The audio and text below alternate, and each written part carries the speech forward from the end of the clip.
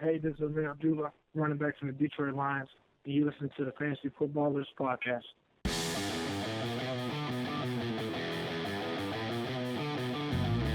Welcome to the Fantasy Footballers Podcast, coming to you from the FantasyJocks.com studios with your hosts, Andy Holloway, Jason Moore, and Mike Wright. We're back in business. We were out of business for a little bit. The doors are open. Come on inside. Incredible sale prices today only. Back in sunny Arizona where flip-flops can be worn. You wear flip-flops everywhere, so it doesn't matter. Welcome in. Welcome to the Fantasy Footballers Podcast. Andy, Mike, and Jason. I say we're back, even though from the outside we may never have left because we had shows last week, but we were out of town. We were in Nashville, Tennessee. For Honky tonkin'. Honky tonkin'. That's true. They have a actual act of, there's a particular, what was the name of the street? Broadway? Broadway. Was it Broadway? Yeah. Broadway. And when It's not that one. well, you go up and down Broadway, and there are some there's live music everywhere. There's restaurants and bars, and they call it honky tonkin'. Yeah, they call it that a lot of places. They do? Yeah. I'm with Mike. I did not know Where this. else do you honky tonk? I don't know, any country-oriented place, any place that likes the country, you know. Yeah, that makes sense. Mike and I both don't really like country. So. I'm just saying that's like a country phrase for bar hopping. Yeah. All right. Yeah, it's Says okay. you. learn. Says you. You learn new things. We were at the Fantasy Sports Trade Association. We didn't just drive to Nashville to honky tonk or fly there. We were at the Trade Association conference, where I'm proud to say we brought home an industry award for the best podcast, best fantasy podcast or online audio. So under 20 employees with any company under 20 employees. They had to put that on there. I know. But, Come on, man. It was pretty cool. So, great show for you today. We have shocking statistics from 2016, some shocking facts that we dug up that came out of some of our articles. It's always fun when the season is over to break down some of the interesting splits, over the course of the season, highlight some players and the things that they did, and then talk about the implications of those shocking stats and what they mean for the 2017 fantasy football season. So we will be breaking those down. We will also be jumping into a whole bunch of news. The two shows last week, we didn't have news in them because we had pre-recorded those. Tell you what, we were out of town. So we've got a lot of news to discuss. We smashed our game analysis where we our traveled Tuesday. We went into the future and looked at the games. Nailed it. Man, that play was unbelievable with the yardage on that. All right, The yardage. the yardage. Yeah, I say that all the time, right? Boy, Look at the yardage. massive yardage. All right, if you want to follow the show on Twitter, you can do so at the FF Ballers. You can follow me at Andy Holloway, Jason at JasonFFL, and Mike is at FF Hitman. Just checking in. Oh, we're back to this. I don't know. Every time you get freshly not verified, I like to bring it up. Yeah, the answers. We got to FSTA, and some people were bringing that up. Yeah, So- there were some colleagues who thought, guys, that's a great bit. Our friend Matt Kelly. Matt he's like- Kelly said, he's like- "You guys are genius." He's to like, do that. it's so funny, man. I love it. And we're like, And then Mike it's not a starts- joke, Matt. It's not a bit. Mike starts crying. Mike's like, "It's my life." And the answer is no. There's someone at Twitter who does not like me. Apparently, it's the beard, man. I saw another person every once in a while on YouTube. You get that person that they really oppose to your hair. And I saw another one. They're like, "Mike, you got to get rid of that man bun. That man bun's got to go." Like, they feel so strongly. Hey. In this political climate, the man It's bun all right. is the biggest issue we have. So, all right, follow us on Twitter at the FF Ballers. Like I said, check out the website, thefantasyfootballers.com. A lot of those awesome articles going up right now. Check out our fantasy community at jointhefoot.com, where you can also join awesome leagues for 2017. I see dynasty leagues already forming over at jointhefoot.com. And obviously subscribe. We love your reviews on iTunes. They help the show out. Let's jump into the news. News and notes from around the league. Oh, ESPN's Adam Schefter reports the Colts are still expected to retain Chuck Pagano for 2017. Congratulations, Chuck. Yeah. Congratulations, Colts fans, yes. because Ryan Grigson is gone, who might be, I don't know if he was the worst GM, but he was always competing for it. Yeah, he was always in the running. So Chris Ballard's the GM now. He spent 4 years with the Chiefs. I don't think Pagano's a great coach. No disrespect intended. I just don't think he's a great football coach. I think he's a middle-of-the-road football coach. I think it's interesting how you have these coaches where maybe Chuck, he could be a good coach, but you get put in these situations by your GM where you have Andrew Luck. I mean, that was a no-brainer pick. You can't be praised for having the first overall pick and going, oh, well, here's a franchise quarterback that everyone thinks is a franchise quarterback, so I'm going to draft him. And then you give him no offensive line for years and years. You just let him get punished back there. So let's see what Chuck can do with a guy who hopefully will get him some protection. Yeah, you're right. I mean, it's probably fair to say he deserves a shot with a different GM and an opportunity to get different players in there. It will be a one-year shot, though. Bill Belichick's a great football coach. Right. But he also has the structure and the organization around him. He didn't have that in Cleveland. And Chris Ballard coming in from Kansas City, he has, over the last 4 years, risen up the ranks quickly for Kansas City, who has been known to have good drafts, good talent evaluation. So I think this is a very good hire for the Colts. It's good news for Andrew Luck and the wide receivers going forward. Because there's just no way he's as bad. Hopefully there won't be more wide receivers coming in. Yeah, and if they are, hopefully they're not 5'10" and they run fast. Because that's all the Colts have been drafting. The Chargers hope to re-sign free agent Danny Woodhead. Hope is in quotes here. Yes. Melvin Gordon, he had a great year, obviously, the sprained PCL. Danny Woodhead's getting up there. He's 32, I believe. Look, he has a role to play. To me, it's not a role that's going to impact Melvin Gordon's fantasy value outside of injury to Gordon. So you think even if Danny Woodhead's back, Melvin Gordon will be worth that? Where do you think he's going to go? He's going to be like a second-round pick, I would imagine. Yeah, I think he's so worth. I don't adjust him due to Danny Woodhead. I do not. I think he proved himself last year in a lot of ways. My original temptation was to look at the perfect storm that caused Melvin Gordon to get the ball and to say that that's going to be different next year. But I don't think that is true. When Andy brought it up a couple weeks ago and we looked at the stats of the percentage of his volume compared to other teams, I think Gordon is going to have the repeat of the opportunity. Now, whether or not he happens to score as many touchdowns or have that pace. They use Woodhead a lot in the red zone. At least they historically have. Yeah. And Wisenhunt is still there. But I do believe in Melvin Gordon next year, and I think a second-round pick will be a wise pick. Yeah. Carson Palmer. Look, there's a lot of news circling around Arizona about the future of Carson Palmer as well as Larry Fitzgerald. Palmer's basically come out and said he is hopeful but not committed to playing football in 2017. The last thing I heard was Palmer said he was going to wait and see how his body responded this offseason to see, because he got beat up last year. It was a tough year for Palmer. He better make a decision in like 3 weeks. You darn right, because free agency is going to open, and the only thing as a we live in Arizona, so we root for the Cardinals. We make no mistake about that. I do not want him retiring in 2.5 months after Mr. Romo has maybe gone somewhere. Yeah, the two names associated with the Cardinals, if Palmer was to retire, have been Tony Romo and Mike Glennon. So, kind of two different directions there for me, with a guy like Larry Fitzgerald still led the league in receptions. If Fitzgerald was to come back, I'd prefer Romo than the rebuild, because you have a team that can win now. This is a team 1 year removed from the NFC Championship game, had a lot of injuries. Rishard Matthews, got a year under his belt coming back from that injury. We'll see what happens. I do believe that we'll know within a couple of weeks in a more definite sense. So I still think he'll be back. Just gut feeling and reading the tea leaves, I expect Carson to be back and Fitz to be back. That would be good. 49ers have hired John Lynch as their GM. And so he takes over in San Francisco.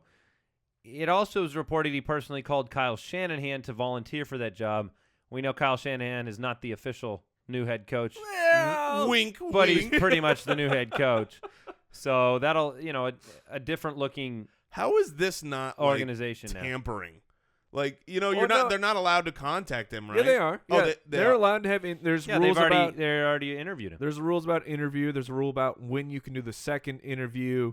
You just can't officially hire someone because he is hired by the Atlanta Falcons. Right, except he's already got the job. The interesting thing about – there's two interesting things about this GM hire. One is that this is a guy without any, Former experience of player evaluation. And two, they gave him a 6-year contract, which is That's big. basically unheard of.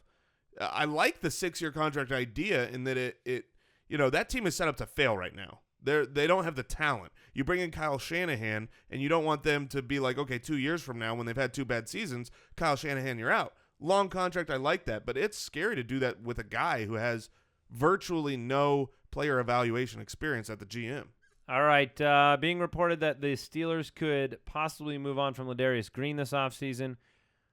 Look, he struggled with an ankle and a brain injury in the beginning of last season, had the concussion, was off the field. This could be a risk-reward type of thing for the Steelers. We saw briefly how Ladarius Green could impact that offense in a positive way. Very positive. But it might not matter. It might not matter how positive that was if the cost versus one more concussion, he's probably done. So they owe him his cap hit next year will be a little bit over $6 million, and his dead cap would be $3.5 million. So they can save about $2.5 million if they cut him. And also I'll throw in here, because we were gone when the nonsense happened, but if you did not hear, you had Big Ben also saying he does not commit to 2017 football. Sure. You were just reporting the news. Yeah, but it's almost like some things you just don't even want to. Like it makes too many swirling. Yeah. There were reports too. They're very unhappy with the antics of Antonio Brown, and they say maybe it's posturing for a contract extension. But yes. Big Ben came out and said how pouty he was. Tomlin was really upset about the antics in the locker room. I'll have him pout on the Cardinals. That's fine with me. Yeah. Chiefs could save $6.1 million if they release Jamaal Charles this offseason. Do we expect Jamaal Charles to become a free agent? I feel like they have to. I do. It's just I don't. It's hard. He's 30. An aging running back coming off of multiple ACL injuries now for $6 million. You can't pay him that. You don't think he'll be there? If he is, they have to restructure. You can't pay him that. All right, Martavis Bryant has officially applied. It's official this time. Officially applied for reinstatement into the National Football League. That doesn't mean he'll be back. No, but he could be. Yeah, hopefully. I made a couple trade offers for him in our Oh, Dynasty did you? League. I did. I couldn't get him, but I thought about it, but it is one of those things where it's difficult. Recency bias always happens, and if you look at the last line of Justin Blackmon's and Josh Gordon's. So this was the Josh Gordon situation last year. It's really hard to trust that Martavis Bryant will come back and stay clean, because we have a history here of players in his situation not being able to. But the talent is certainly unquestionable, and the wide receiver free agents, that are in Pittsburgh, the opportunity is there for Martavis to have a big year if he comes back. Marvin Lewis, Bengals head coach, has reported or has said that he wants Tyler Boyd to contribute more in 2017. That's my boy. Yeah, this is more of a, just if you're playing Dynasty, you got to keep these things in mind. You got to remember to make moves in the offseason, like Jason's talking about with Martavis. But maybe there's some feelers out there for Tyler Boyd. Yeah, I agree. Great situation next year. Yeah, he has an opportunity as a not a rookie to contribute more. Right. The Vikings have not, according to at least ESPN's Ben Gosling, they have not ruled out the possibility that Bridgewater could return in 2017. It was originally reported last week that he was out for the entirety of 2017.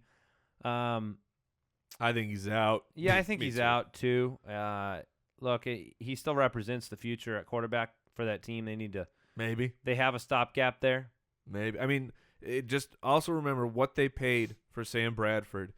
It would be shocking to me that a team, even though they felt like they were contenders, playoff contenders, Super Bowl contenders, you don't give up a first-round pick for a one-year quarterback replacement. You do that because you think there is some serious problems with Teddy Bridgewater, and he may never be back to the player that they drafted. Sam Bradford's 29 years old. Yeah, he can still be a franchise guy. He set the shoulder pads are 75 years old. Oh man, those things are out of this world. He set the NFL record for completion percentage, and I understand they were short passes, but it's something, right? Sure. I like how that turned that into right. Chad Pennington says it's something. Yeah, we'll get him on the phone. The Giants would save $2.5 million in salary cap space by releasing Rashad Jennings. I expect that to happen. Bye-bye. Rashad Jennings came alongside Perkins last year, and really, he said, look, you're going to be taking over this backfield. This was not an they weren't opposed to one another. Rashad Jennings basically said, be ready to take this over. This is going to be your backfield. Could be as early as next year. So we saw it happening. I mean, Perkins played pretty well down the stretch. I would not be surprised if they drafted someone, though, as well. Just a compliment? A compliment. Yeah. I don't know if we saw enough from Perkins to say, okay, we want to hand him the keys.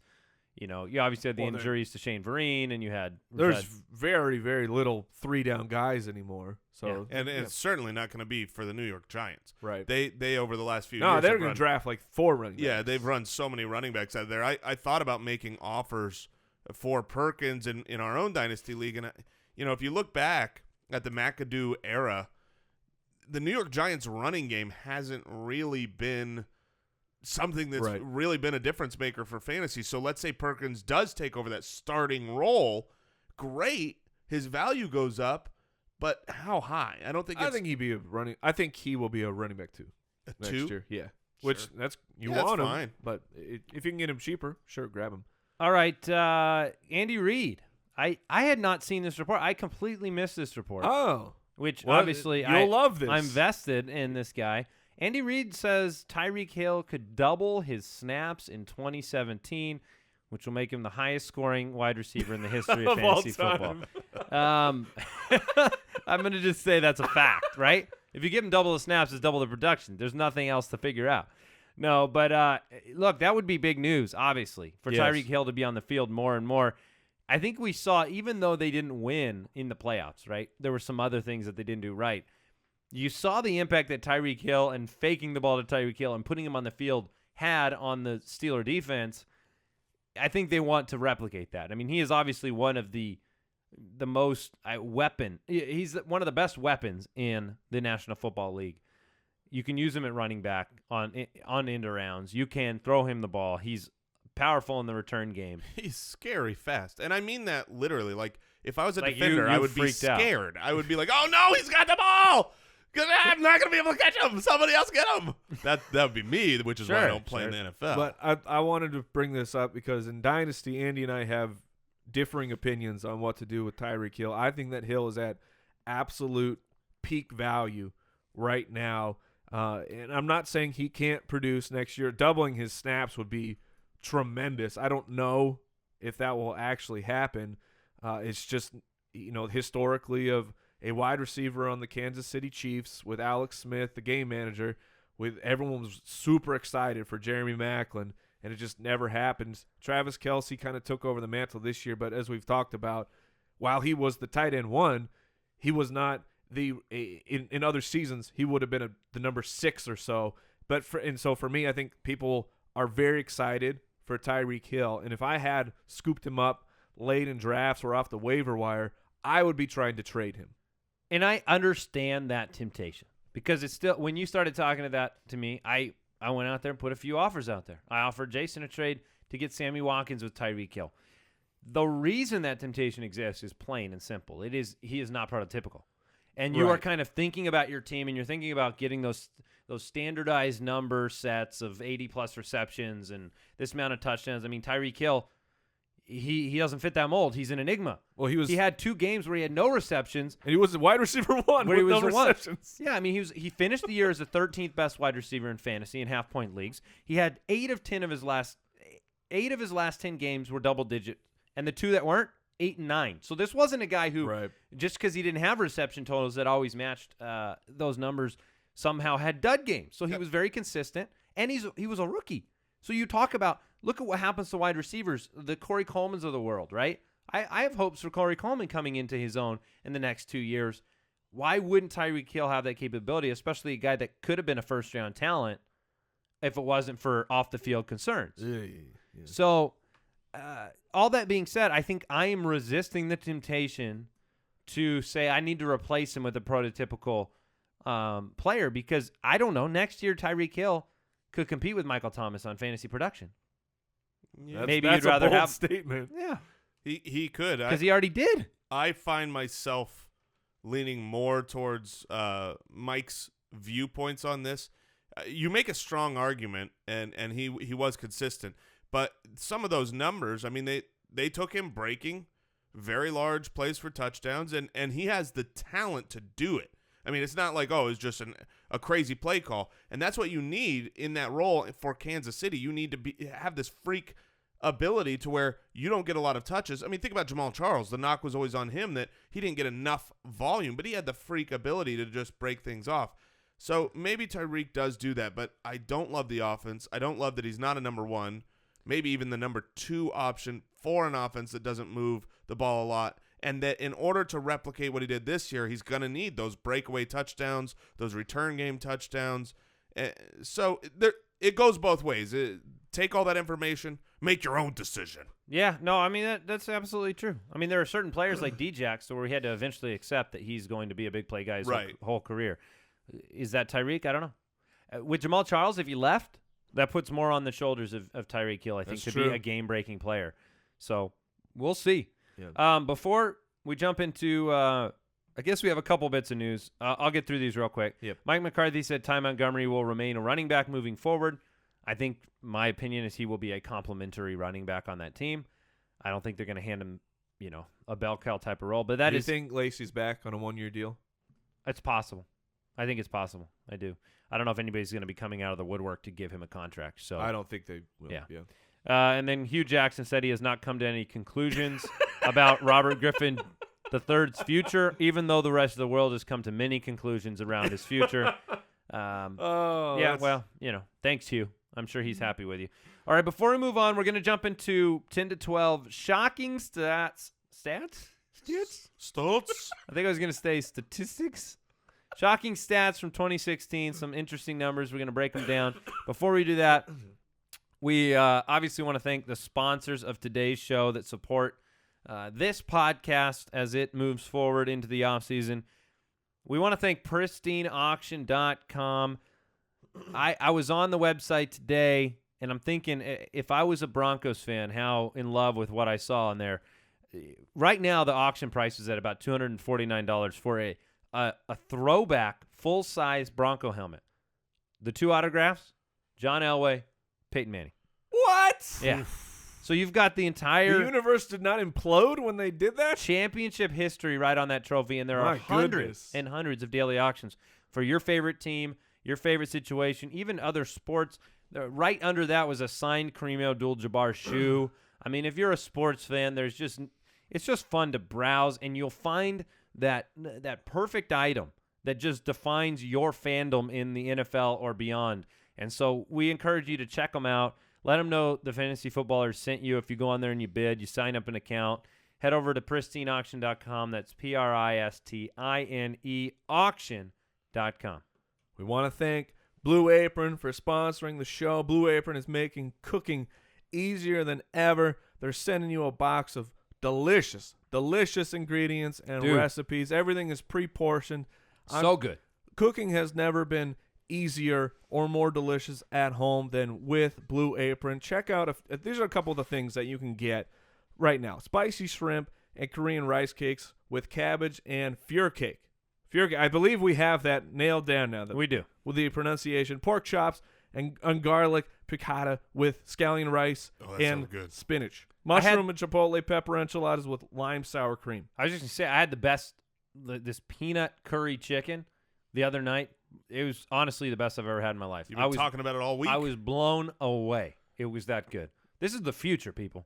And we love Blue Apron. It's spectacular. We have all used it. So check out this week's menu. Get your first 3 meals free with free shipping by going to blueapron.com/ballers. You will love how good it feels and tastes to create incredible home-cooked meals with Blue Apron. So don't wait. That's blueapron.com/ballers. Blue Apron, a better way to cook. All right, now we love lists. If you've been on the internet in the last 5 years, you know people love lists. Top 10 lists. Number 5 is going to shock Number you. 5 is going to shock you. We love lists because we like. It's just easily. It's a little, little bites, right? Oh, just yeah. little bites of information. Jason that we get loves bites. Jason loves bites. I can't have enough. Speaking of which, we didn't even bring up the Goo-Goos. Oh, at the top of the show, yeah. At the top of the show, we come from Arizona. There are no Goo-Goos in Arizona. We went out to Tennessee. We actually had a listener stop by. We were at a barbecue place What's in up, Tennessee. Chris? What's up, my man? Chris Howell. And he stopped by, and he felt like he should bring us something from Nashville, so he brought us. And he was correct. And he was obviously correct. And he gave us each this, a little gift bag full of Goo-Goos. Goo-Goo clusters. And there are some, like my brother-in-law who grew up in Louisiana in the Midwest. They knew what Goo-Goos were, and he quickly ate them. But we did not, and they are these delicious, almost like they're candy bars. Yeah. But they have like Candy a Cadbury bars. cream nougat inside with peanuts and peanut butter and Yeah, Goo-Goo, if chocolate. you're out there and you want to sponsor a show. Just Google the Goo-Goo. Oh, all yeah. right? Google the Goo-Goo. You can get them on Amazon. We are not sponsored by them, but we No. would love to be.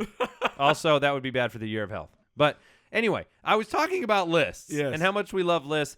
There are 4 articles on the website with shocking statistics, 25 per position. We're breaking down some of the more interesting ones on the show today. But if you want to check out the full articles, they're great. Go to thefantasyfootballers.com and you can see even more. Some of us can't get enough lists, so you've got enough over there. We even have a top 25 shocking stats for kickers. Boom, boom, kickers. Do we really? We really do. I had no idea. Oh, yeah. I have a kicker filter on my browser. Oh, and yeah. That's a it good app. filters out all those. Yeah. Yeah, it returns every kicker into Chandler Catanzaro. It's a weird thing. All right. Dak Prescott. Dude, I'm going to start with some shocking stats at the quarterback position.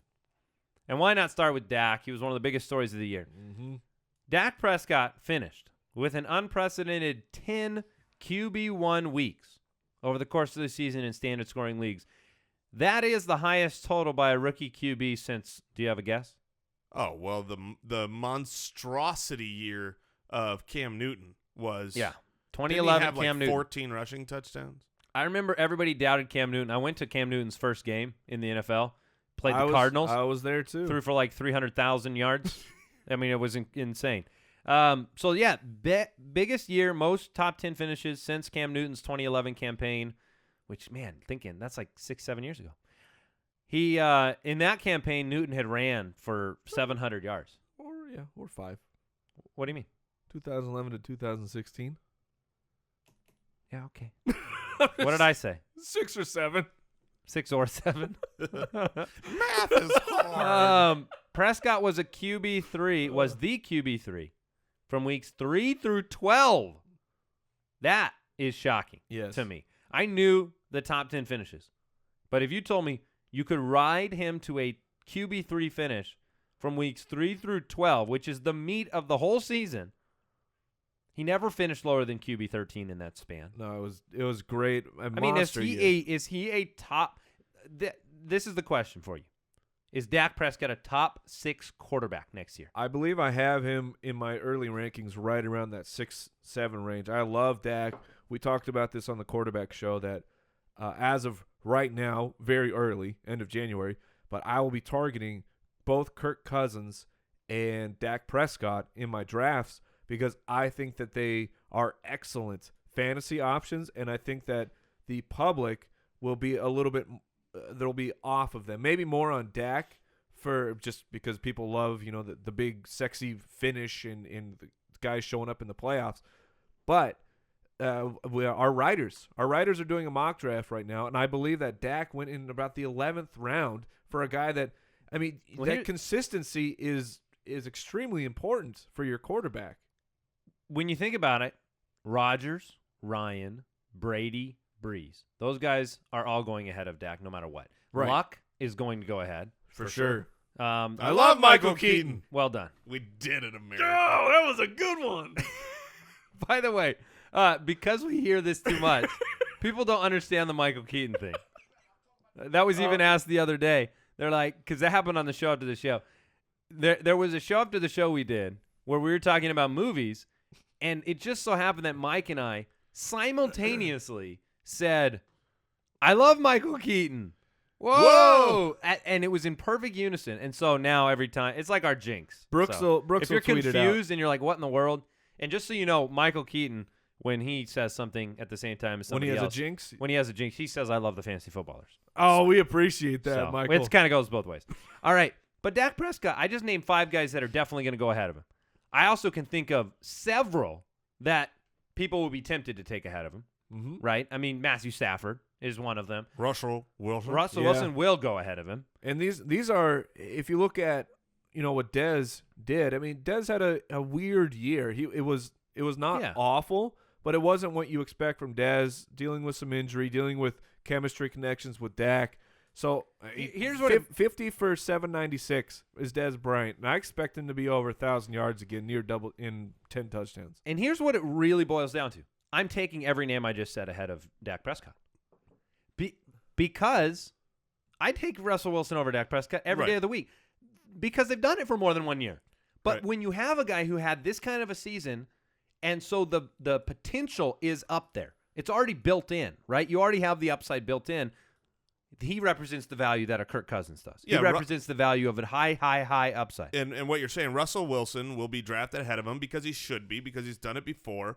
But the difference between Russell Wilson and Dak Prescott might not be that big. However, the difference in rounds where they're drafted, that's where, you're taking Russell Wilson in the 5th or 6th round, you're taking Dak in the 10th or 11th round, and the difference might not be that big. Give me those other players ahead. And I'm not worried about Dak Prescott getting demolished on every third drop back because of his offensive line. Very good point. Yeah.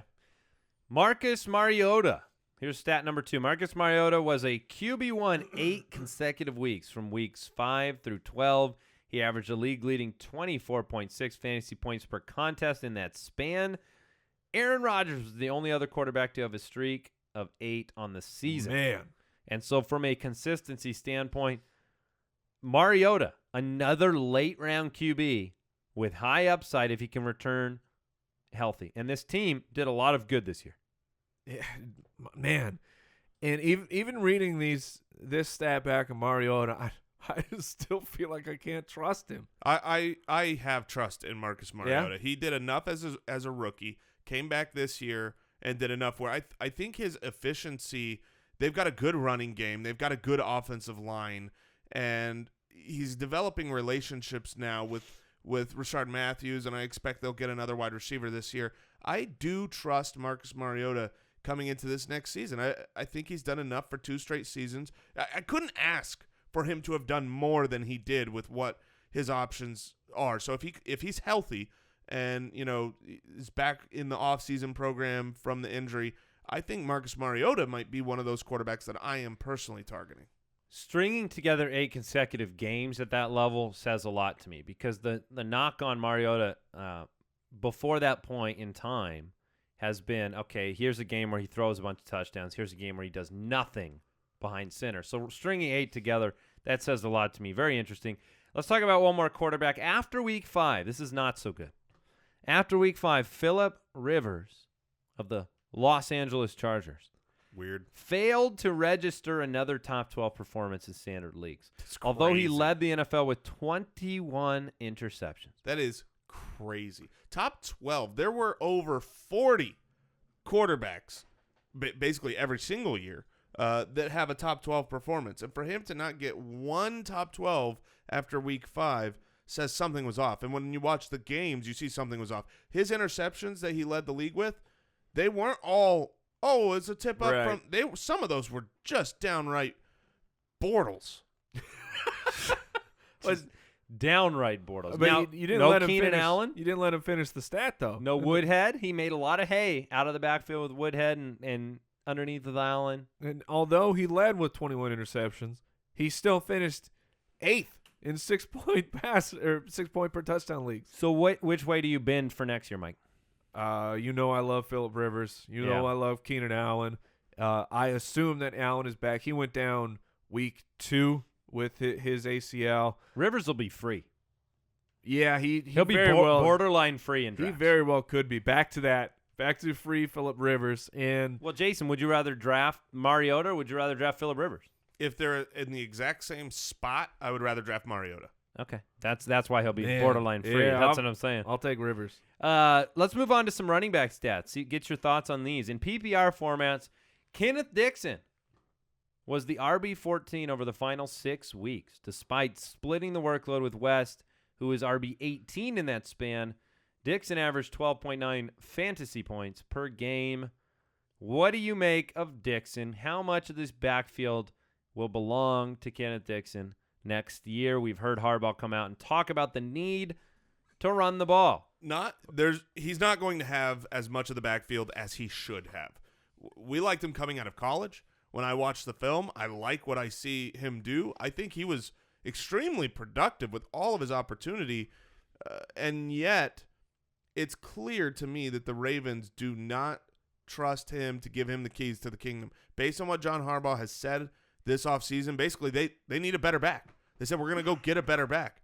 I mean, that could be a motivational tool for Dixon to stay. I mean, having competition in the backfield too. Sure, but what it says to me is even if you're trying to motivate him with disparaging remarks, if that's your tactic. That's not what I'm saying. Well, it is. No, I'm saying it's saying we're not getting enough is a motivating tactic. I mean, look, Bruce Arians has said that about David Johnson, so whatever. Yeah, go on. I guess what I'm saying is he doesn't see Kenneth Dixon as the future if you're saying those types of things. He doesn't see him as a bell cow. I think he sees him as part of the future. Bruce Arians comes out and says David Johnson had a bad game, he could do better.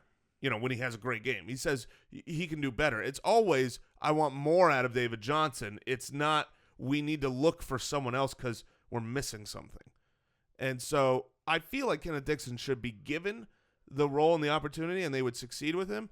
But he is completely at the mercy of free agency in the draft right now. I don't know if Terrence West will be back. Is he unrestricted? That part I don't remember, but his contract is up. Yeah, yes. So he's a free agent. They'll look in the draft. If it comes to next season and Kenneth Dixon is the clear-cut starter, they don't sign Terrence West and they bring in a 4th or 5th round running back, I'll really like Kenneth Dixon. I should add, we will have an episode focused on free agency and the free agency preview period. That'll come soon. When the season gets wrapped up. Here's a stat for you. LeGarrette Blount led the league with 25 carries inside the 5-yard line, converting those carries into 12 touchdowns.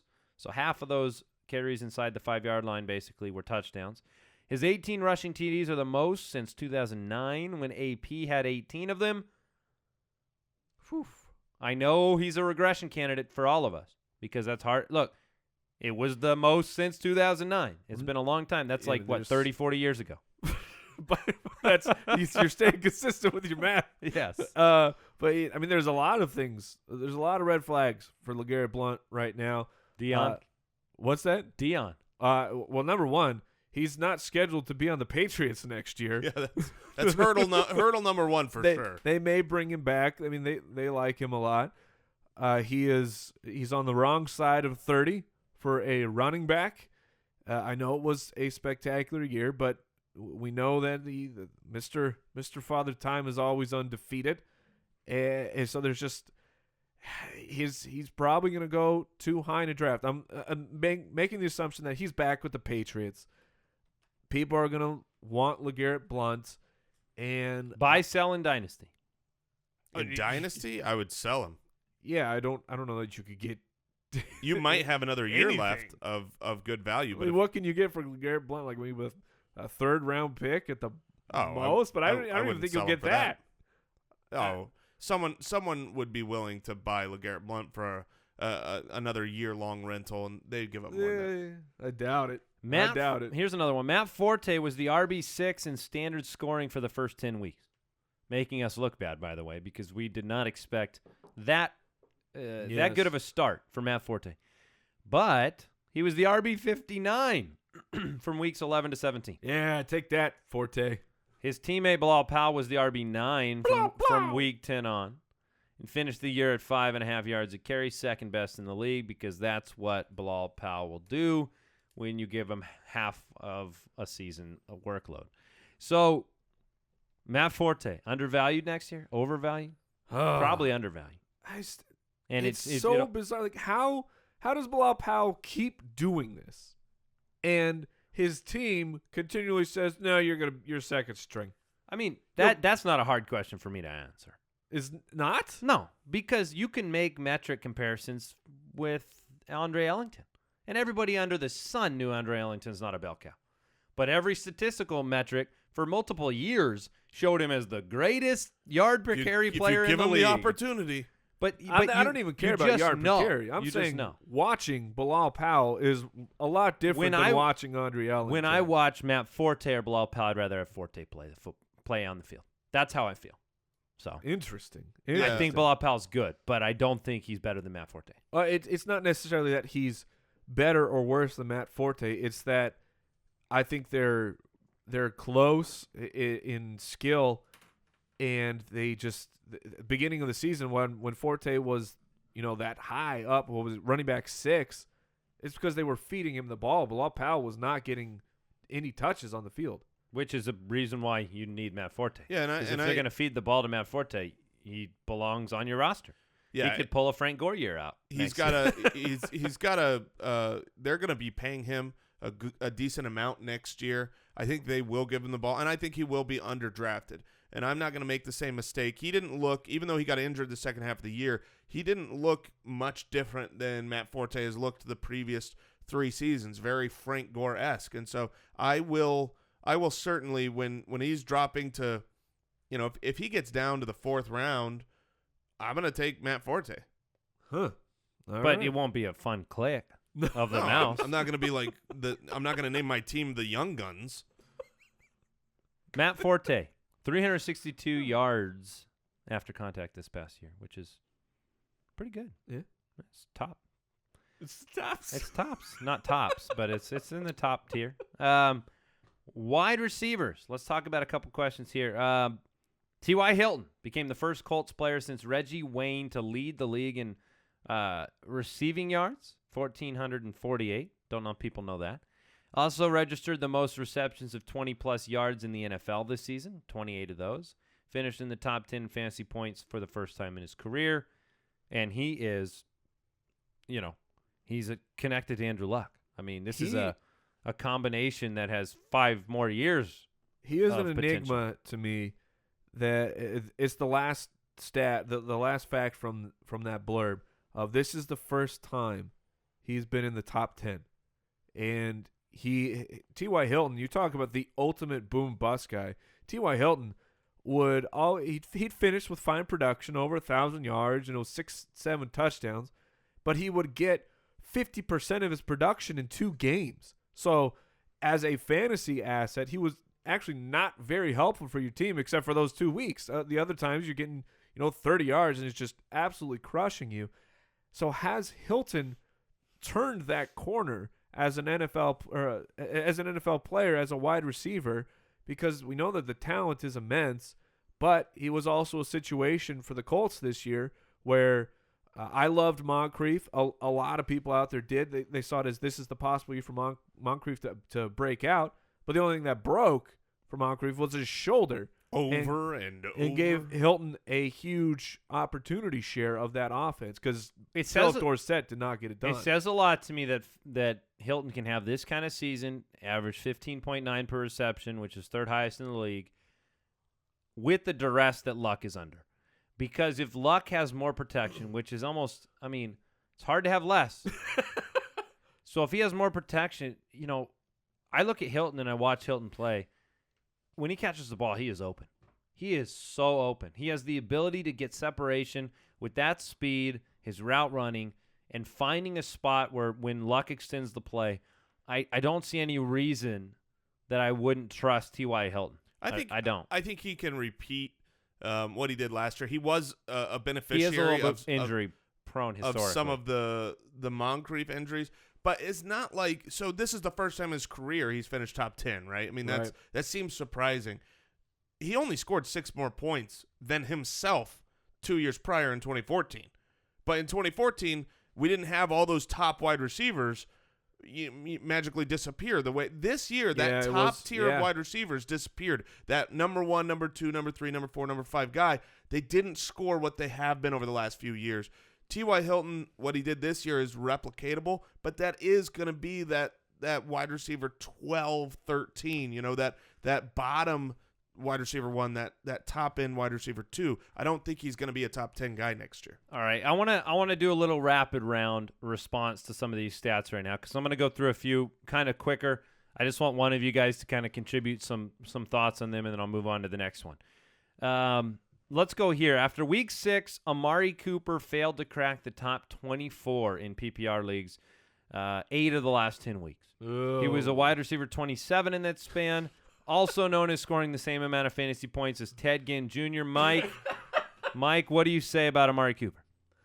Man, it's interesting that you come to me as I feel like I am the one on the show who's kind of been the lowest on Cooper. Not that I hate him by any means. I think he's extremely talented. It felt like this was what he was going to do. He's going to have these huge games, but he's going to disappear. But people are drafting him. People are valuing him like he's an every week very consistent type of guy. Meanwhile, Michael Crabtree on the other side of the field is the one that you actually want for your fantasy team. Could Cooper take that next step? Of course he can. But I think it's another situation where I'm not going to be willing to pay the price to get Amari Cooper because there's going to be guys in that same tier that I would prefer to have over him. All right, Rishard Matthews was the wide receiver 71 in the first 5 weeks of the season. We know he did not start well. Rest of the way, wide receiver 10. Yes. After week 5. Jason, Rishard Matthews next year is a wide receiver 2. Okay. I think he is. We've said it before on the show. He is a talented wide receiver. I liked him when he was at the Dolphins. He's a good wide receiver. He's got a rapport now with Mariota. I think there's no reason. If they go out and they sign a great wide receiver as a rookie, he's still a rookie. I think Rashad Matthews is going to be underdrafted next year. But Jason. Yes, voice of public opinion. We don't talk very much, but you're forgetting about Tajay Sharp. Nope. No, I'm not. No, I'm not. He'll be fine. Tajay Sharp was good. No, he was fine. But he was not the red zone guy. He was not the target number 1. He was not the third down guy. That's Rishard Matthews. The longest touchdown reception of 2016 belonged to Brandon Cooks, a 98-yard reception that gave him 15.8 standard league points on one play. That was more than Demaryius Thomas scored in a single game all season. That play was more than DT. Mike, Demaryius Thomas is so good, but is he going to But his quarterbacks are so bad. Is he going to be limited again this year? Nope, because Tony Romo is going to end up on the Broncos. Really? Yep. I'm sticking with that. So someone offered me they could win the Super Bowl. A dynasty trade with DT was in it, and it was a bigger trade. And I said, I will accept when Tony Romo is their quarterback. Come back to me. He's like, all right, I'll come back. Brandon Cooks. What I was talking about Amari Cooper. I think Amari Cooper, I like him a little more than Brandon Cooks, but that's how I see those guys. That's how I see Cooper. I see him as a Brandon Cooks type, and I don't know. Amari Cooper has to evolve, right? He has to evolve into a more consistent player. Year 3 next year. Yeah, that's what I mean. The breakout of year 3. Yes. Yeah. He's been snake bit a little bit in the consistency factor. He's had those games where, caught 3 or 4 touchdowns with a foot on the line, and Carr doesn't target him in the when red they're zone. in the red zone. No, he doesn't. He targets Roberts, and he targets Crabtree, and he targets Holmes. Someone talk to Derek Carr and find out what's going on here. Zach Ertz was the number 1 tight end over the back half of the season. Number 1. That's what he does. Hold on. I'm looking into the future. Zach Ertz will be the number 1 tight end over the back half of 2017, and you will hate him. That's a little bit not fair, though, because he was hurt and injured in like week 1 and had a stretch where he was really, really bad. Didn't Yes, correct. we had a show not long ago where we picked out a guy for next year, and Zach Ertz to me represents that guy. I mean, he could be a top 3 tight end next year. Yeah, and just where I think he's going to be. We've talked about our philosophy on drafting tight ends. I mean, I think that Zach Ertz is going to be that round 6, round 7 type of a tight end. No. He'll be Kelsey from 2 years ago. Yes. No, he won't. Ertz is going to fall past that. Okay, I'm looking at a fantasy football calculator mock draft. Zach Ertz, back of the 6th round. Yeah, that's right now. That's the pros and the people that are, the people drafting right now are not going to be the people drafting in August. I think in August he's going to be 8th round, because what happens when you're snake bitten by someone in the draft? There was you had last year a lot of people saying Zach Ertz is going to have the breakout, because I saw the back half of the year before, and so they drafted him a little bit higher and they took their risk on Zach Ertz, and then they were super disappointed because he stunk the first half of the year. And that is 1 out of 12 people in that league. But it was a lot of people as a whole. So I'm just saying average draft position, I think he falls. Another young tight end, Hunter Henry. 30% of his receptions were in the red zone, the highest mark in the league. He had 8 touchdowns that tied Cameron Brate for the most among tight ends. Hunter Henry or Cameron Brate next year, who'd you rather have? Cameron Brate. Depends on Antonio Who would you rather Gates. have in a dynasty league? Hunter Henry, I have made a play for him like 12 times in our dynasty league. I can't get him. And you're failing. You're failing. Very important kicker statistic for you. According to fantasyfootballcalculator.com, 6 of the top 12 kickers in 2016 went undrafted. In other words, if you didn't pick up a Justin Tucker or a Matt Bryant, you'll find someone who works. Oh, man. So, contrary to Jason's opinion that the kicker is the most important fantasy football position. Don't do that to me. No, you'll find a kicker. Don't worry about kickers. it. Get rid of them. All right, that does it for today's podcast. I'm sure we'll be sharing some more stats and information with you from those articles on the show throughout the offseason. Some of the things that came up from this show reminded me, in fact, I took notes. We've been talking about making a show looking back of I don't want to forget this thing from 2016. And there's some really good things in there. That show's coming up. I'm excited for it. That should be Thursday. Yep. That should be Thursday's show. So stay tuned for the show after the show. Immediately following this episode, it'll be on YouTube. We're going to talk about an interesting discovery we made in Tennessee. Awkwardness in the restrooms, huh? Yeah, that's... Make sure you go to YouTube. Big gulps, huh? Hey, thank you to FantasyJocks.com. That's where winners get their winter gear. That's right. And the Good promo people. code is Footballers. See you on Thursday. Thank you for listening to another episode of the Fantasy Footballers Podcast. Join our fantasy football community on jointhefoot.com and follow us on Twitter @TheFFBallers.